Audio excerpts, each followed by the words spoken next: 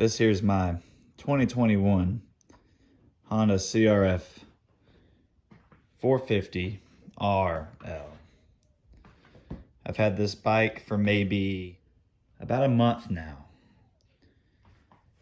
And I can say confidently, after owning about 11 bikes over the past year, this is the best one I've owned. In the 1 month I've owned it, I purchased it from the factory, brand new. I've put 877 miles on this bike. So yes, I've done one oil change. That's pretty much all I've done for maintenance. I mean, it's a brand new bike. You're gonna be doing frequent oil changes. Keep your engine healthy. None of that's a surprise. It's a high performance dual sport. I would say there's 4 big things people do on these bikes without even riding them for very long that you just have to do to get the bike that, you know, you expect from Honda, from the factory. The big 4 mods, I would say, after owning this bike for a little while, I would say would be an aftermarket exhaust. So I went with the Yoshimura RS4 titanium exhaust, and it's a phenomenal product by Yoshimura.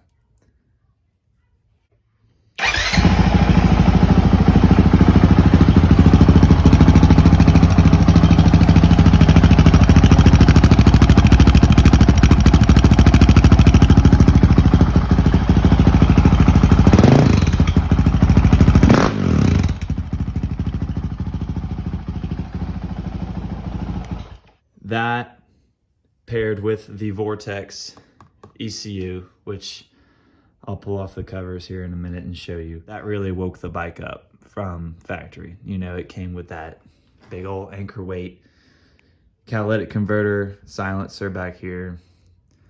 You know, it made it sound like a moped. It still had the power, but man, I tell you what, it's a track bike now with a daggum plate now. So with the Vortex ignition and the Yoshimura, those have to happen at the same time. You can do the Vortex by itself. Better throttle response. You know, a lot of people complain that the throttle is really twitchy on-off feeling from the factory. Some people are just saying, well, that's the nature of fuel-injected dirt bikes. It's gonna be twitchy. But in reality, in order for Honda to make this thing pass EPA standards to be street legal in 50 states, they had to do some stuff with the fuel mapping to make it, you know, put out less carbon emissions. So what they did was, whenever you twist the throttle and you let off, it cuts fuel. It cuts fuel completely. There's no tapering in the mapping. It cuts it off completely. So whenever you get back on it from idle, it's gonna be twitchy. You're gonna, you know, it's gonna feel jerky. A lot of people don't like that. It's a dirt bike, y'all. I mean, but, you know, a lot of people will just go ahead and try to do a quick, you know, cheaper alternative. They'll do the G2 throttle tube. You'll see that red billet tube in there. That just has a different cam profile on the throttle cable where it attaches to the tube, so it kind of, you know, gives you a little more control over how much throttle you're giving the bike. I did that just because I want more control, you know, for more technical stuff off-road, but that's how people were fixing it. But the real way to fix it is to just go ahead and bite the bullet, get the Vortex. The Vortex will solve everything. It's not just for mapping. It's going to change how the bike reacts when you twist the throttle, and it's phenomenal. It turns it into a very powerful fire-breathing beast, as Honda, you know, is known for. Very first thing I did on this bike was the tires, which is what I would say is probably the first thing you should do. So I went ahead and opted for the Tusk. Let's see here if I can find it. Yep, Tusk. These are the Adventure D Sports. Very nice, very affordable tire. They're a very, very good tire off-road and surprisingly on the road for being how aggressive they are. They're very comparable to the Dunlop 606 tire, except you're not paying $100 for one tire. You're paying $100 for 2 tires. I went with the 130. So it's a little bigger, and yes, it does fit. It clears the mud flap, it clears the chain, Everything fits. It's a phenomenal tire. I love it. It's super, super cheap. Haven't had any problems with it. I put maybe 15 miles on the bike before I put these on. So there's about 800 miles on these tires, just to give you an idea of how they're wearing. And they're wearing very well. I anticipate probably changing these out at around 3,000 miles. Second thing I would do is look at getting one of these Seat Concept seats. This here is the Comfort Tall, so it's gonna be a little narrower than the XL. I'm skinny, you know, so my butt's small, so it fits just fine on the Comfort seat. And I'm tall, so I went with the tall seat. Compared to the stock seat, I believe this one's just a wee bit taller, but I don't really notice that. I'm 6'1", so I can easily flat foot this, no problem. Everybody always complains, oh yeah, the stock seat's a 2x4 once you've been sitting on it for about 30 minutes. And it's true. It had like 700 miles on it when I replaced it, and it had broken in a little bit. I was starting to get used to it, or maybe my ass was just getting calloused, who knows. But this seat is very nice, has a nice gripper top, very well constructed seat. The stitching is nice. It went on really easy. What I ended up doing was buying the kit from Seat Concepts directly from their website. A complete tall comfort seat is $300, and then if you just get the kit, it comes with the seat foam and the cover, and you use the OEM pan, the seat pan. So you pull the the stock foam, or you pull the stock cover off, you pull the stock foam off, and then you re-staple in this one. It's very simple if you have any idea on how to staple a seat cover on. After I did the seat, I opted for the San Diego Powerhouse thermostat delete, and all the you can see on this side a little better. I deleted all the emissions, the charcoal canister, the air pump thing that was on the thermostat, all those random hoses and little catch can containers, charcoal canister, whatever the heck. Rerouted some wires that were wired into them. It was fairly simple. There's just a bunch of plugs. Yes, you can do it DIY, but if you want to save the headache and trying to run around trying to find different size plugs and stuff, just buy the kit. It's not that expensive. Pretty much the purpose of the San Diego Powerhouse Delete Kit was it clears it up. It's not choked. It doesn't have any performance gains. All it really does is keep the bike from backfiring on decel. So, take that with a grain of salt. If that's worth it to you, it kind of makes this lighter. I think it was about 4 pounds I took off the bike. If you want to get technical with it, not really that big of a deal to me. And obviously it deletes the thermostat and blocks off that little air port right there. You obviously still have your temperature switch here, and then you plumb. They give you like a longer hose to plumb into it, but it's just an open orifice now. It's not temperature controlled, and that did not worry me. A lot of people worry about that. A lot of people they ask, oh well, guys, should we take the thermostat off? Or is my bike gonna run? Is my bike gonna get destroyed? No, I've rode this bike just fine. That was probably that's probably about the second thing I've done on this bike. I replaced the OEM coolant with engine ice. It has a fan. I've never had the overheat light come on. I've done some tight stuff with this bike. I've also taken it on pretty long, for this bike road trips, probably about like 3 hours, and it did just fine. So if you're concerned about that, pick up some engine ice. It's the best coolant, I'm convinced, to use in any small engine. The only bling I've put on this bike is this case saver from Zeta. It is what it is. It does its purpose. I just didn't like the big, covered up, big old black cover that was on there. That was kind of like the engine case covers. It just covered all this area up, and I couldn't see my front sprocket. So, and then shit would get clogged behind there whenever I went to go wash the bike, got it muddy, and it would just kind of stay back here. So I wanted that open so it was easier to clean. not that big of a deal, but I thought it was important. I got some core grip. I just put this on yesterday, actually. This core grip tape that you put on the frame. It's pre-cut. It's like 20 bucks.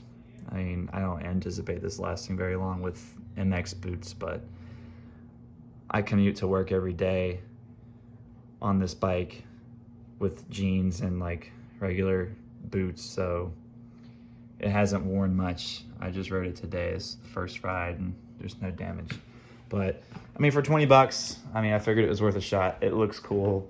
It gives you some grip. It's rubberized. I mean, check them out, I guess, you know, 20 bucks. I went with the, what is it? The DRC tail tidy with the smoked black lens. I like it. Looks clean. You can still see it just fine. I'll give you a look. Yeah, you can see that just fine. Very bright, pretty cheap, very easy to install. That was another mod, don't mind that. But yeah, I have no complaints about that. While we're up here, I've also added the Tusk power port. You know, I can plug 2 USBs in here or like a, you know, cigarette lighter socket. You know, really simple, pretty cheap. Tusk, I've always trusted their products. You know, it is what it is, just a phone charger. The shorty cable routed up to my RAM mount to hold my phone for navigation, and I routed that to the steering neck tube. It's a nice little mount, fits just under the bars, very, very concealable. Looks really clean, I like it, holds my phone well. I got these Solo Racer sumo mirrors, you know, it removes these big bug eye looking mirrors off the bike. I don't like them. They get smacked on branches, so I removed that, capped them from Solo Racer. I use them a lot for parts. But yeah, these mirrors, they work okay. They're not anything fancy, mostly just so you're legal on the road. I mean, I don't use them anyway. I mostly just turn my head. Pro Grip grips, nothing fancy. I did drop the bike last week, and that's what all that damage is. On this side, I don't even think the bars got tweaked that bad. Broke the headlight, no big deal. Just got a new one from Amazon coming in tomorrow, so not worried about that. But yeah, now we'll pop the seat off and take a look at the Vortex and the mod I did to the air filter. Nothing crazy, just removed the backfire screen, so we'll go take a look at that.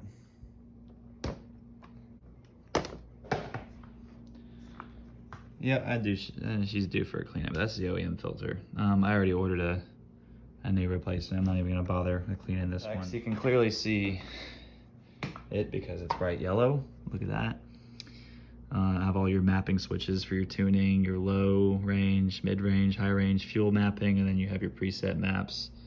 Well, that would be, yeah, it's down there, all the way down there. And after doing this mod, I discovered the fuel mileage went in the toilet compared from factory. It was, I think I was getting around just over 50 something, maybe close to 60 miles per gallon with the OEM exhausts and ECU, and with no power mods whatsoever. I was probably getting that, and now I'm averaging just under 40 miles to the gallon. So I get about 80 miles out of this tank once it's full, 2 gallons.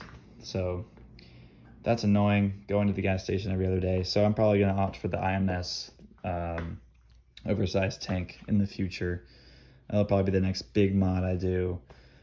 The 450 just, it does great in every environment I've put it on.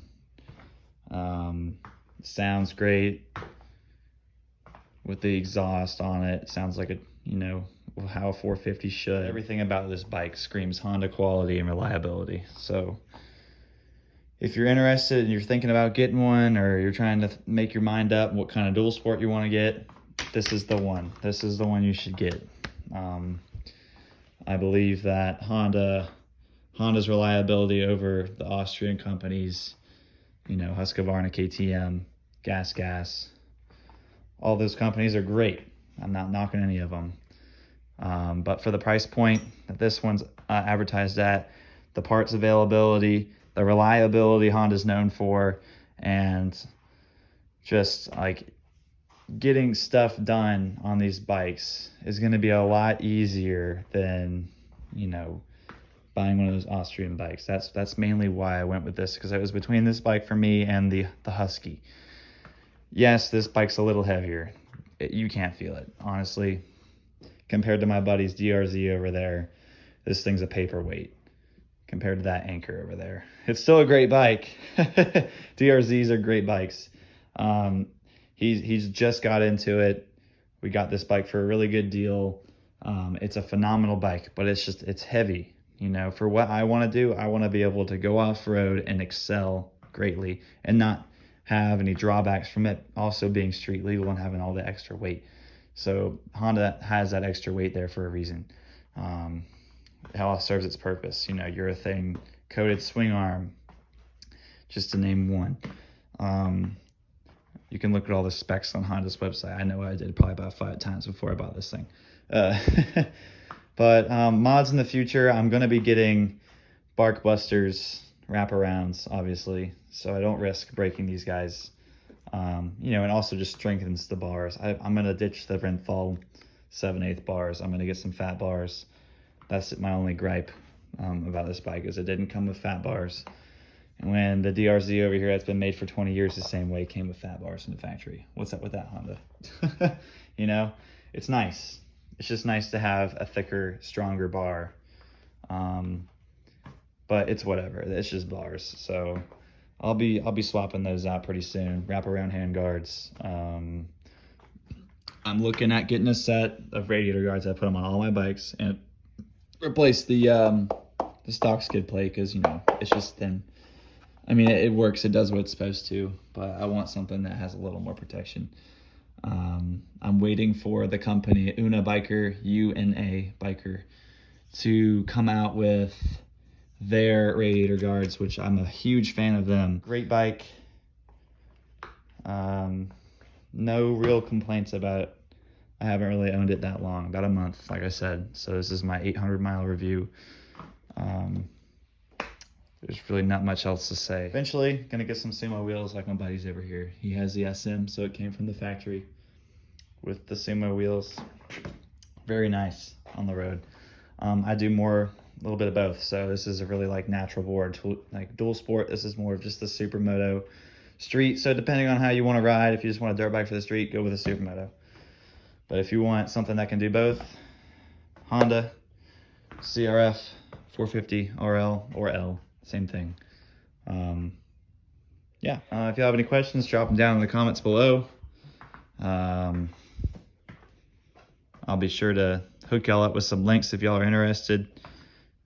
Most of the websites I've used are Rocky Mountain ATV and Solo Racer, and I got Vortex from MT Racing, right from the distributor. So that's pretty much it. Y'all take it easy.